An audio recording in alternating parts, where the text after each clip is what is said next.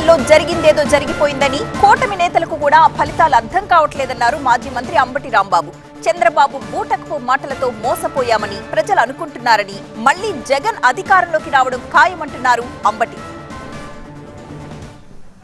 ఏమి జరిగినా జరిగిందేదో జరిగిపోయింది.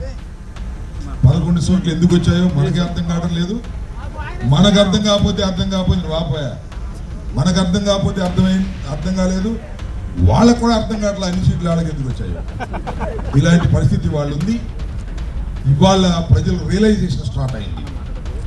జగన్మోహన్ రెడ్డి గారిని మనం ఎందుకు వదులుకున్నాం?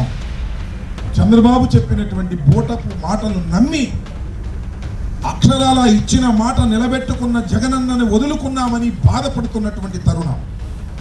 ఇంకా 3.5 సంవత్సరాలు ఉంది. 1 సంవత్సరం తీసేస్తే 2.5 సంవత్సరాల కాలంలో, 2 సంవత్సరాల కాలంలో, 2.5 సంవత్సరాల కాలంలో త్వరలో జరగబోయేటటువంటి ఎన్నికల్లో ఏమీ అనుమానపడాల్సిన అవసరం లేదు. మళ్ళా తిరిగి జగన్మోహన్ రెడ్డి గారు అధికారంలోకి రావడం ఖాయమని